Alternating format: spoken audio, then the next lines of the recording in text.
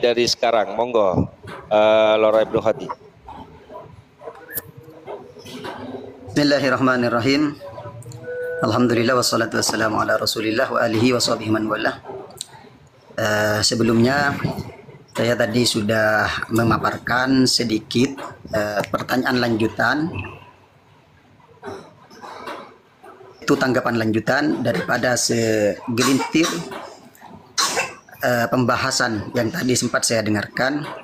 Maka yang pertama yang perlu kita kaji lebih dalam, sebetulnya untuk mau dikatakan isbat itu sah, itu harus menggunakan terma apa? Apakah harus menggunakan lafadz asbatah, atau harus menggunakan lafadz ayqonah, atau harus menggunakan lafadz a'lamah, atau harus menggunakan lafadz dhonnah, dan lain sebagainya. Itu termanya yang pertama yang harus kita sepakati dulu, harus menggunakan terma apa untuk kemudian dikatakan isbat. Ketika kita menentukan termanya harus menggunakan asbatah, kita harus menampilkan contoh, karena semuanya itu, semua kaidah itu pasti berbarengan dengan furuk-furuknya atau contoh-contohnya. Itu yang pertama. Kemudian yang kedua, di sini ketika ada ulama menyebutkan silsilah nasab seseorang, baik itu bersambung kepada Rasulullah ataupun kepada yang lain, dan ketika itu tidak dikatakan oleh ahli nasab, ulamanya tersebut bukan ahli nasab, dan juga tidak dimuat dalam kitab nasab, apakah hal tersebut tidak mencukupi untuk kemudian dikatakan mengisbat nasab? Apakah dianggap tidak mencukupi? Itu yang kedua. Kemudian yang ketiga, ini sebetulnya yang sampean titik tekankan dalam syarat penetapan nasab itu apa? Soalnya nanti ketika kita menitik tekankan ke satu pembahasan, maka kita fokuskan pembahasan tersebut kepada titik tersebut. Supaya apa? Supaya nanti kita bisa mengkerucutkan suatu permasalahan, dan nantinya ketika sudah ketemu ujung dari permasalahan tersebut, kita cari contoh-contohnya. Apakah sesuai kalau kaidah ujung ini diterapkan kepada semua nasab yang ada?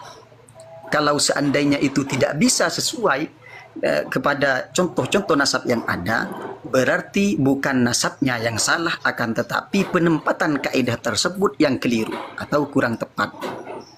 Maka dari itu, ini perlu 3 poin dulu, perlu untuk kita sepakati bersama supaya dalam pembahasan nasab ini. Nggih, seperti itu.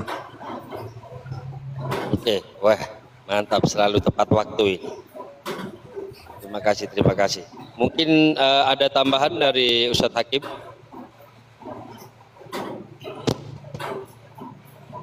Ada? Kalau nggak ada kan langsung kita ke Tuan Guru Peta atau ke Yai Goib, silakan. Siapa dulu?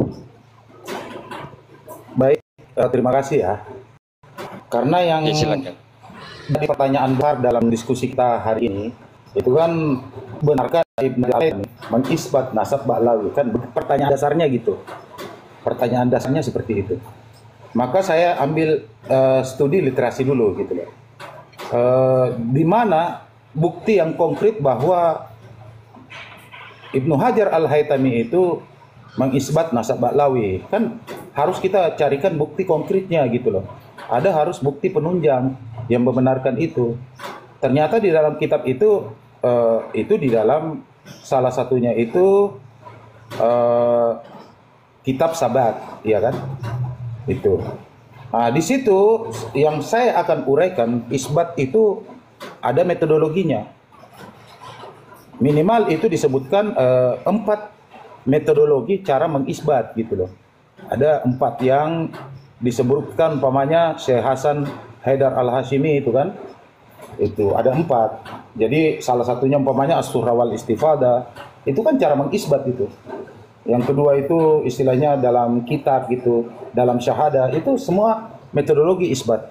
Maka kita memasukkan komentari dari Ibnu Hajar Al-Haytami ini sebagai isbat atau itu hanya sekedar reportase gitu loh.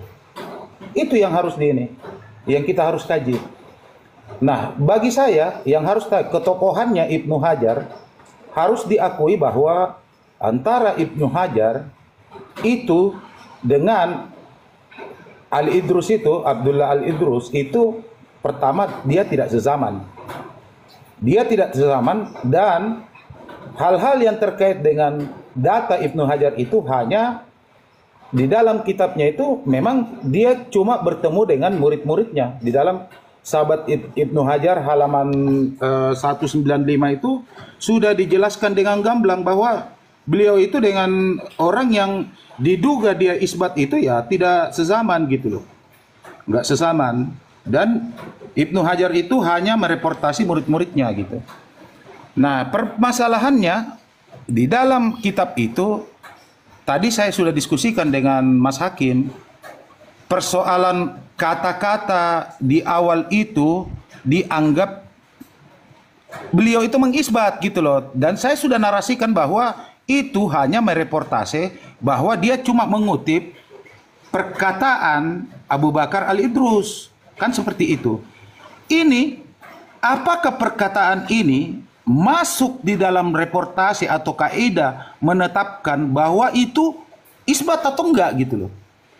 Kalau kita mengikuti kaidah ilmu nasab itu dia tidak dianggap sebagai isbat. Oke, gitu. Waktu habis. Nah, itu. Saya kira cukup. Oke, makasih. Silakan ada tambahan dari Kiai Goib. Ya, gini ya. Apakah perkataan Imam Ibn Hajar Al-Haytami itu merupakan satu bentuk kitab, yang mana kitab itu merupakan kitab nasab? Satu ya.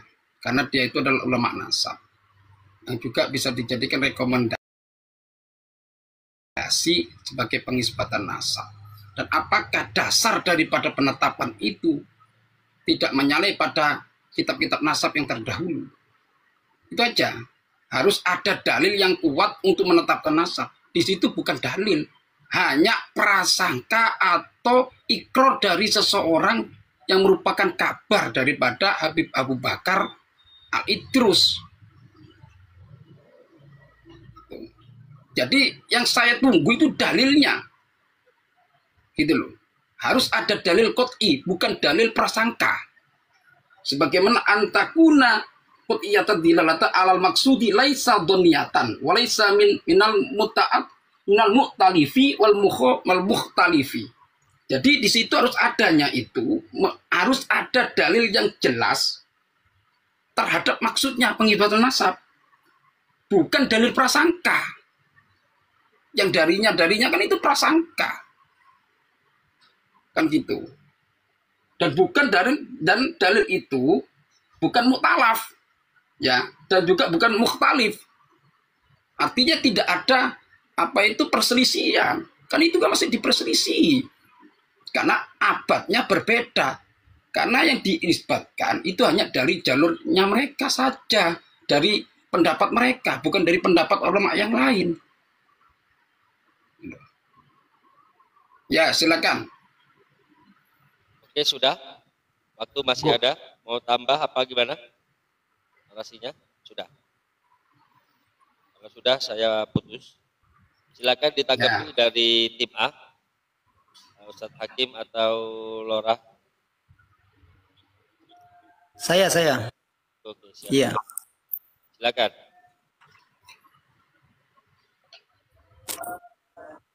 Bismillahirrahmanirrahim. Ini sudah jelas, saya sudah katakan ya, bahwa Imam Ibnu Hajar itu dengan tegas mengisbat, mengakui nasab Sadeh Ba'alawi, bukan nakal. Dengarkan lagi ya, wal nakhtim, saya, kata Imam Ibnu Hajar, jadi bukan nukil ya. Wal nakhtim bitariqatin jalilah al-miqdar. Kenapa kok saya mengakhiri dengan sanad keilmuan tersebut? Li'annah. Jadi dengan toriko yang agung tersebut ya, dengan toriko yang agung ini, kenapa? Li'anna masyaikhoh, karena sesungguhnya, ini kata Imam Ibnu Hajar, karena sesungguhnya mereka ini semua min ali baitin Nabi, termasuk dari keluarga Nabi, dari ahlu bait Nabi. Yang pertama, baru Imam Ibnu Hajar menceritakan apa yang dikatakan oleh Habib Abu Bakar Al-Idrus tentang sanad keilmuannya, baru diceritakan. Awalnya sebelum menceritakan itu, Imam Ibnu Hajar sendiri dengan tegas mengakui, mengatakan nasab Sadeh Ba'alawi itu benar-benar ahlul bait. Nah, seperti itu ya. Dalilnya mana? Dalilnya di antara turuk isbat nasab ialah kutubun nasabin al-abdal. Sehingga wa mata urifa khattun nasab al-muhaqqiq athiqah ya, fa innahu yu'malu bihi wa yakunu mustanadan syar'iyyan wa alaihi al-amalu fil qadim wal hadis. Di sini jadi ketika sudah ditemukan tulisan ulama nasab yang muhaqqiq, yang athiqah, yang tahqiq dan sikoh terpercaya seperti Imam Ibnu Hajar sudah jelas ya, sikoh, fa innahu yu'malu bihi, maka itu yang diamalkan, yang dijadikan tendensi, wa yakunu mustanadan syar'iyyan, dan itu yang dijadikan sandaran oleh secara syar'i ya jelas, wa alaihi al-amalu fil qadim wal hadis, dan ini yang diamalkan, yang dilakukan oleh ulama-ulama qadim dulu, wal hadis sampai sekarang, dan ulama yang sekarang. Seperti itu caranya. Jadi kalau isbat sudah jelas, tidak usah dipertanyakan lagi. Ya. Terus yang terakhir masalah Kang Goib, saya sudah lupa ini. Ya.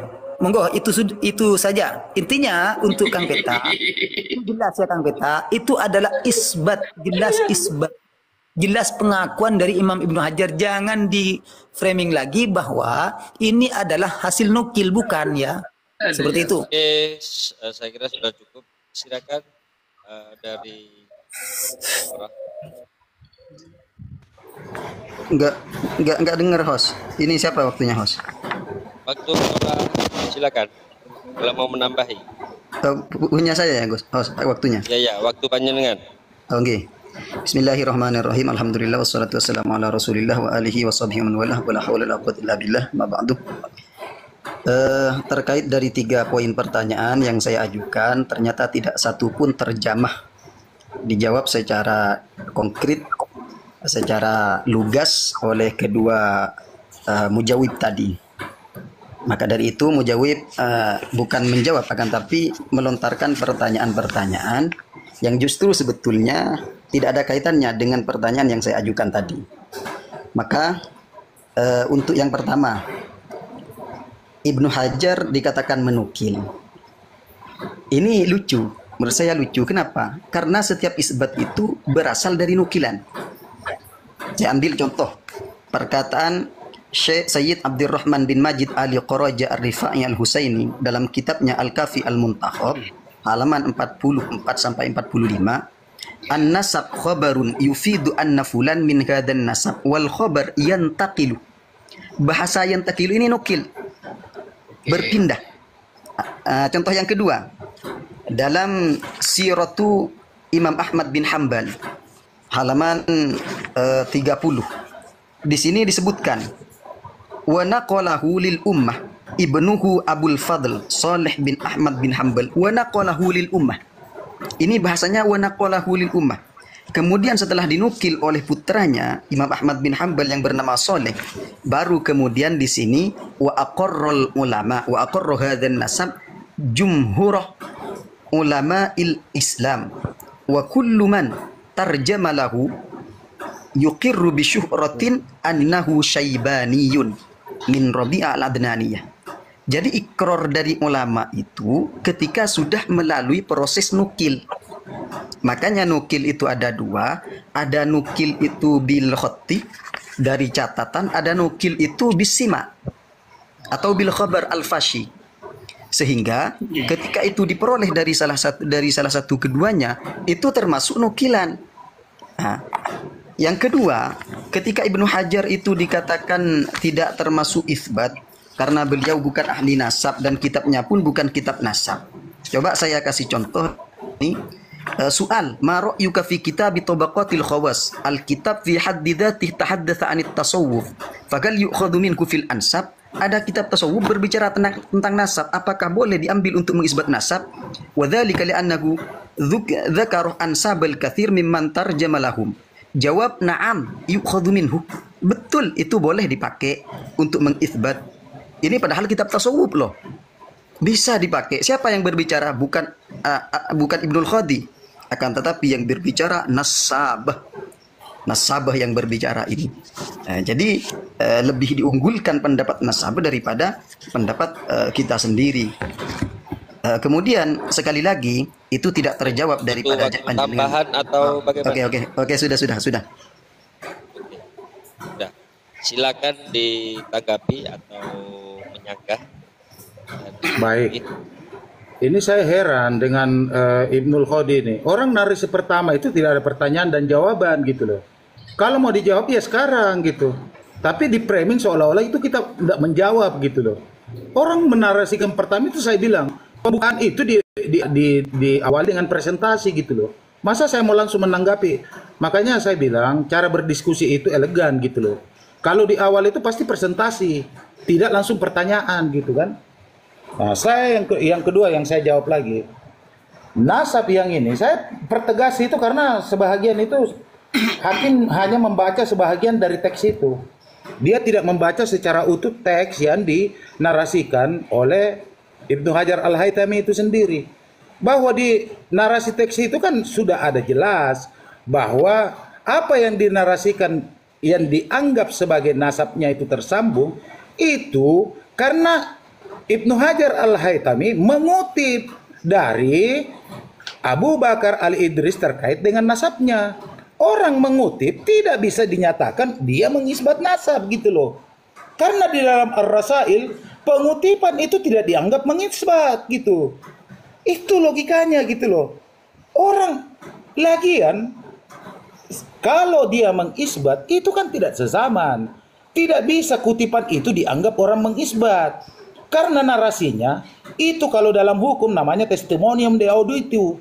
Seseorang yang tidak pernah bertemu menarasikan sesuatu meyakini padahal dia tidak pernah bertemu. Itu dalam kaidah hukum itu tertolak gitu loh. Jadi ini yang saya susah. Orang menarasikan istilahnya nasabnya Syekh Abu Bakar Al-Idrus, tiba-tiba ujuk-ujuk Anda menganggap oh ya sudah mengisbat gitu loh. Padahal di Ar-Rasail fi Ilmil Ansab itu hanya dikatakan cuma mereportasi nasab. Sudah dijelaskan tadi oleh Kiai Goib itu bahwa itu ada syaratnya tersendiri gitu loh. Minimal ada 4 syarat dan keempat syaratnya itu tidak terpenuhi terkait dengan narasi bahwa apakah Ibnu Hajar mengisbat nasab Ba'lawi atau tidak gitu loh. Dia hanya mereportasi bahwa nasabnya itu menurut Ali Idrus ini loh. Ini yang saya presentasikan gitu loh. Terima kasih. Silakan Bang Joy. Ya, ini ya. Yang saya tanyakan tadi itu sudah jelas bahwasannya yang saya butuhkan dalilnya. Apakah itu sima'i, apakah itu makhtutot. Kalau memang sima'i, ya kan, harusnya dia itu harus ikoh. Apakah sima'i itu sima'i yang bagaimana, yang mutawatir atau yang bagaimana itu mendapatkannya itu adalah dari Habib Abu Bakar Al-Idrus, yang mana dalil daripada Habib Abu Bakar Al-Idrus ini dalil dia itu menetapkan dirinya sebagai keturunan Nabi itu mana? Gitu. Dalilnya mana? Yang butuh itu dalilnya. Karena gini, dalam kitab Muqaddimatul fi Ilmil Ansab halaman 58 wa syartul maktub, ini kalau yang ditulis ya, ayyakuna qat'iyyad dilalata sahihan falaisa kullu ma yuktabu sahihan walaisa kullu ma yuktabu yuradu minhu al-maqsudu. Kan gitu. Dan syarat daripada kitab yang ada catatan itu harus ada dalil yang pasti. Yang ini loh yang disebutkan Kiai Goib ya. Dibesarin, Bos. supaya nanti dipikir nggak ada referensinya. Sesuatu yang ditulis itu belum tentu sahih. Yang dimaksud itu yang ditulis oleh Ibnu Hajar belum tentu sahih. Walaysa kullu ma yuktabu yuradu minhu al maksud. Sedangkan setiap sesuatu yang ditulis itu yang dimaksud itu bukanlah tujuannya kayak gitu loh. Maksudnya bukan semua yang tertulis itu sesuai dengan Ini apa yang dimaksud. Muqaddimah halaman 58. Jadi harus dipahami itu. Itu tujuannya itu adalah tentang sanad keilmuan. Tujuannya itu tentang imamah kan gitu. Jadi di situ kalau dikatakan pengisbatan nasab itu keliru. Itu loh. Harusnya harus ada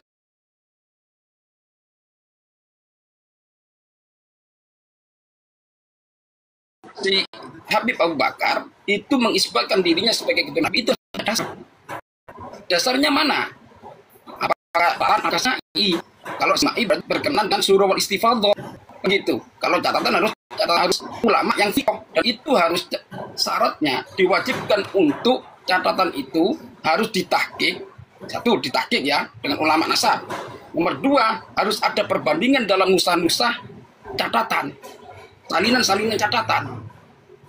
Ini pertanyaan saya belum dijawab dari tadi, gitu loh. Ya silakan, tolong jelaskan lagi. Ada tambahan? Masih ada waktu, Bang Peta? Cukup, sangat jelas itu dari Kego itu. Oke, cukup ya. Oke. Mungkin bisa sebelum dilanjutkan.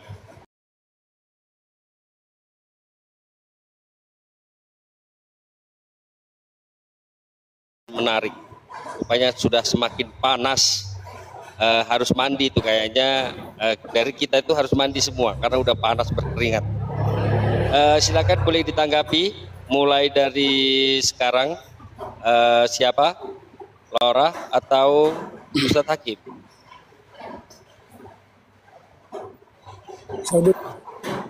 Oh, Sutoy. Oke, Ustadz Hakim. Oke, 3 menit dari sekarang, monggo, Ustadz Hakim. Ya, bismillahirrahmanirrahim. Sebenarnya apa yang disampaikan oleh Bang Peta itu sebenarnya sangat-sangat tidak nyambung. Kenapa?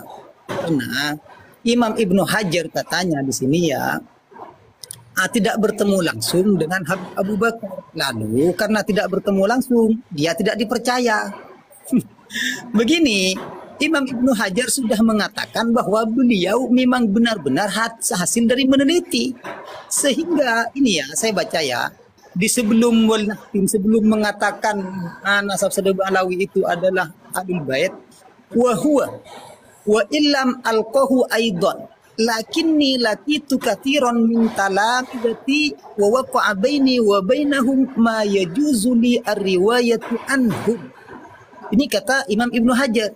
Jadi ini bukan hanya hasil reportase saja, tapi iya ini memang benar hasil reportase. Dia mencari kabar lalu disuguhi kabar-kabar tersebut. Yang jelas sekelas Imam Ibnu Hajar mencari kabarnya pastinya dari orang-orang yang terpercaya. Makanya beliau itu sampai berkata, saya bertemu dengan orang banyak. Ya, ini sudah masuk pada adadun mutawatir. Saya bertemu dengan orang banyak yang dari murid-muridnya Abu Bakar, sehingga terjadilah antara aku dan mereka yang sampai bolehnya saya meriwayatkan ini oleh Imam Ibnu Hajar, sehingga oleh Imam Ibnu Hajar baru di terakhirnya dikatakan wanahtim.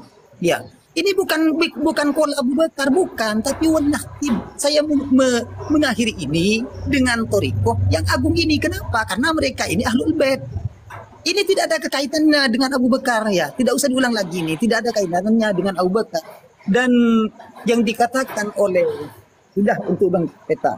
Yang dikatakan oleh siapa tadi? Oleh ini ya. Siapa? Kang Goib. Ini ibaratnya ya. Kang Goib. Ini ibaratnya. Saya baca ini tidak ada sangkut pautnya dengan itu. Karena di sini sudah jelas sore. Ar-ruk'ail maktub wa syartul maktub, syaratnya yang tercatat tersebut ayakuna qat'iyad dilalah qat'id dilalah sahihan, harus qat'id dilalah sahihan falaisa kullu ma yuktabu sahihan wa laisa kullu ma yuktabu yuraddu minhul maksud. Bagaimana maksudnya? Fanasab, maka adapun nasab yasbutu itu bisa tetap idza wujida fi ruk'atin, ketika sudah ditemukan dalam ruk'ah atau kitab ini dengan syarat bisyarti ayyakuna hadzal maktub qat'iyad dilala 'alal maqsud. Maksudnya bagaimana qat'iyad dilala 'alal maqsud? Di sini tidak ada keserupaan nama, sehingga yang disampaikan oleh Imam Ibnu Hajar itu sudah jelas qat'iyad dilalah. Seperti itu, tidak ada keserupaan nama sama sekali. Beliau langsung mengakui nasab daripada Sadeh Ba'alawi. Dan yang terakhir, Imam Ibnu Hajar itu adalah nasabah. Kalau beliau itu nasabah, sudah saya jelaskan tadi ya, sudah saya cukup. Sertakan ibaratnya seperti itu. Nanti bisa ditambah di waktunya Lora Ibnu Khaldi. Silakan Lora Ibnu Khaldi. Bismillah, alhamdulillah, wassalatu wassalamu ala rasulillah wa alihi wasallam. Sekali lagi saya dengarkan tadi jawaban yang tidak ada kaitannya dengan pertanyaan saya. Artinya hanya pengalihan bahasa saja. Yang pertama, poin yang saya tangkapi dari Bang Peta, orang mengutip tidak dianggap mengisbat Allah. Ini merupakan kaedah yang diada-adakan, tidak ada referensinya sama sekali. Bahkan tadi saya kasih contoh, kok malah memunculkan kaedah ini. Saya kasih contoh tadi tentang isbatnya Ibnu Hajar, tentang isbatnya yang terdapat dalam kitab Al-Kafi Al-Muntakhab tersebut, Syekh Sayyid Abdurrahman Ali Qaraja. Kemudian di sini ketika Ibnu Hajar mengatakan karena mereportase daripada apa yang dinyatakan oleh orang-orang dari klan Ba'alawi, kemudian dikatakan itu hanya sekedar reportase, tidak ada gunanya. Artinya Ibnu Hajar itu iseng, bahasa lainnya. Maka hati-hati Bang Peta, ada satu hadis yang diriwayatkan oleh Imam Muslim, kafa bil mar'ih kadziban ayyuhaddisa bikulli ma sami'ah. Cukup dikatakan pembual, pembohong, pendusta, orang yang hanya menuturkan setiap apa yang ia dengar tanpa memverifikasi. Ketika kita mengatakan Ibnu Hajar itu hanya mengutip saja, maka di situ sama halnya kita mengatakan Ibnu Hajar pembual, pembohong karena tanpa melalui verifikasi. Lebih-lebih ini ditaruh dalam kitabnya. Ketika itu ditaruh dalam kitabnya dan kemudian diikror oleh Ibnu Hajar, buktinya itu di depannya kan sudah ada min alil bait. Kata-kata min alil bait ini maksudnya di sini penetapan. Makanya saya tekankan tadi, coba sampean berikan contoh, berikan referensi apa sebetulnya yang kemudian mau sampean sepakati, mau sampean jadikan terma untuk adanya kata-kata isbat ini. Seperti itu. Sampean menganggap nasab itu diisbat kalau ada kata-kata apa, ada lafaz apa. Ini nanti jelas. Kalau ada, saya akan percaya itu isbat kalau ada kata-kata asbatah seumpamanya. Kan itu jelas pertanyaan saya. Dari tadi nggak dijawab. Kemudian yang kitab tasawuf sudah saya jelaskan tadi, nggak ada tanggapan pula. Artinya isbat itu tidak harus kitab nasab, tidak harus ulama nasab. Makanya di Said Hussein Haidar itu dijelaskan meskipun ulama nasab tapi tidak kredibel, tetap itu tidak dianggap. Meskipun ulama fikih tapi kredibel, ulama tarikh tapi kredibel, ada lahu majal fi ilmin ansab, maka tidak apa-apa untuk menetapkan nasab itu sendiri. Itu banyak bertebaran referensinya seperti itu. Oke, silakan.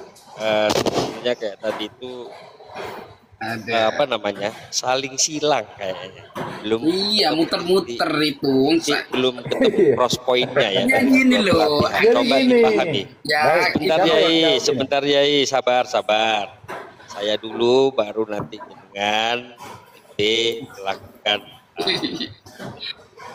apa namanya penyampaiannya. Silakan ya habis ini ya. Oke, sebelum kita lanjutkan ya, sabar dulu, santai. Yang belum wudu dulu agar emosinya terjaga stabil. Yang di bawah tap share, jangan lupa ya kewajibannya ya, absennya ya. Oke, biar room ini semakin kuat, nggak nge-lag kayak kemarin. Oke, terima kasih. Silakan sekarang tim B. Saya harap nanti bisa ketemu, apapun pertanyaannya boleh ditanyakan dulu. Yang dari tadi itu kayaknya Lorem Duhol itu mempertanyakan mana jawaban dari pertanyaan saya. Kayaknya seperti itu ya. Oke. Itu mungkin bisa diulang pertanyaannya. Oke, saya ulang secara singkat ya. Ya, saya ulang secara singkat. Yang pertama, tentukan tema, tentukan tema pengitsbatan yang sampean anggap sah. Itu yang pertama, termanya. Ya, bahwasanya itsbat itu harus dilakukan oleh ulama nasab dan dalam kitab nasab.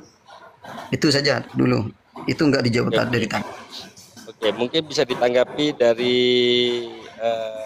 Yai Fauzan dulu. Silakan. Iya, tadi saya tanggapi ya bahwasannya pengisbatan nasab itu memang dari ulama nasab atau kitab-kitab ya kan yang berkaitan dengan sejarah, karena itu merupakan sejarah. Nah, yang saya tanyakan tadi itu ini kan berkaitan dengan sejarah ya kan. Ya, kalau memang saya tanya sejarahnya, sejarah tentang Abu Bakar Al-Idrus itu menjadi keturunan Nabi, itu dalilnya mana? Itu loh, agar supaya ada dalilnya di kitab mana dan siapa yang mengakui. Itu loh, bukan gini loh, bukan sesuatu perkara yang baru gitu loh. Wairu mustahadisatin tamat tafkifu alaiha. Jadi bukanlah kesuruhan yang baru maksud saya gitu, yang dibuat agar tampak populer, karena ini kan abadnya sudah berbeda. Sedangkan Ubaidillah ini adalah abad ke-4 Imam Ahmad ini di mana dalilnya, itu mana gitu loh. Yang saya tanyakan itu dalilnya, agar supaya korelasinya ada antara Ibnu Hajar Al-Haytami yang mengatakan mengisbat kalau memang itu benar mengisbat. Dalilnya mana? Itu bukan dalil yang baru loh ya, bukan pengisbatan yang baru gitu loh. Memang ada rujukan kitab gitu loh yang menjelaskan tentang bahwanya Ubaidillah ini adalah keturunan Sayyid Ahmad. Di situ bukan Ubaidillah tapi Abdullah gitu loh. Jadi kocok menceng-menceng loh, jadi ben enak loh maksudku. Lanjut Bang Peta, jelaskan. Jadi memang gini, memang saya sudah cari muatan poinnya itu kan seputar dari tulisan Ibnu Hajar itu kan. Kalau dilihat secara detail tulisan itu dari awal paragraf sampai akhir paragraf itu kan sebenarnya gini. Tulisan Ibnu Hajar itu hanya menyebut sanad Abu Bakar Al-Idrus yang terdapat namanya Abdullah bin Ahmad bin Isa, kan begitu. Secara ilmu nasab berdasarkan ketentuan ilmu Rasail fi ilmin ansab itu memang tidak bisa disebut mengisbat. Karena Ibnu Hajar itu hanya mengutip gitu loh. Mengutip apa yang dinarasikan Abu Bakar Al-Idrus. Dan dia itu mengutip apa adanya seperti yang di dalam kitab milik Abu Bakar Al-Idrus. Jadi sama sekali itu kalau itu Anda katakan mengisbat, oke, itu persepsi Anda gitu loh. Tapi bagi saya itu tidak jadi landasan untuk dikatakan itu sebagai mengisbat. Karena hanya mengutip. Apa dalilnya kalau saya mengatakan seperti itu? Itu kalau orang catatan itu bukan qat'iyud dilalah. Padahal syarat mengisbat itu adalah harusnya nas itu qat'iyyu ayyakuna hadzal maktub qat'iyud dilalah alal maksud. Itu loh.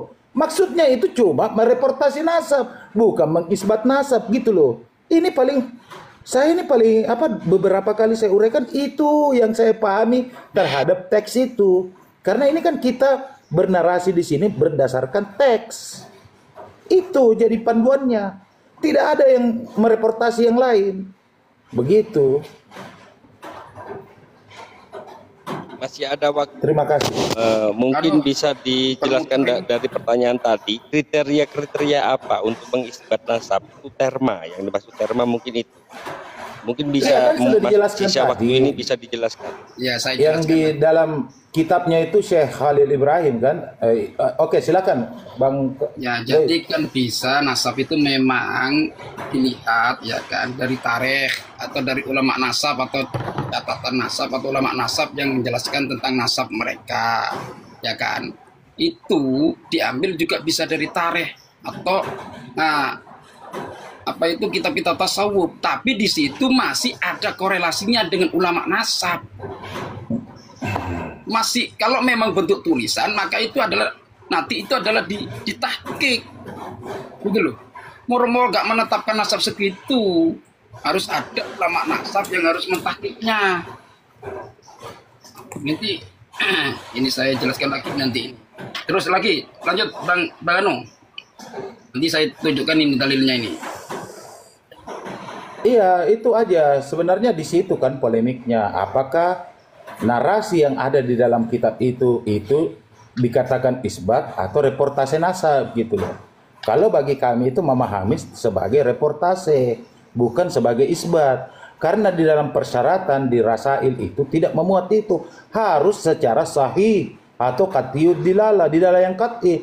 Kalau reportase nasab apalagi dia kutip itu dari bukunya Syekh Abu Bakar itu berarti itu bukan istilahnya sebuah isbat tetapi reportase. Hanya menyebut bahwa iya nasabnya memang berdasarkan reportase dari Abu Bakar Al-Idrus itu memang tersambung tapi bukan menjadi isbat gitu loh. Itu. Kesimpulannya seperti itu aja. Sejarah yang tentang mengatakan bahwasannya Idrus itu mendapatkan nasabnya itu memang soheh dari kitab mana dan dari periwayatan siapa gitu loh, maksud saya itu agar ada korelasinya antara nanti itu kalau memang benar Ibnu Hajar Al-Haytami itu mengisbat biar gak muter-muter loh. Mana tunjukkan kitabnya. Kitab apa gitu. Oke, sudah cukup Yai Fauzan, silakan, silakan. ditambahi atau ditanggapi. Ya, saya nanggapi. Ini untuk host, saran saja untuk host kalau bisa ya. Kalau tidak terlalu penting ini disampaikan itu stop, kasih saya saja tambahan waktunya. Dan ini aja host ya. Anda Ini bisa host. meminta sebentar. Iya. Anda bisa Ya, minta saya tambahan waktu.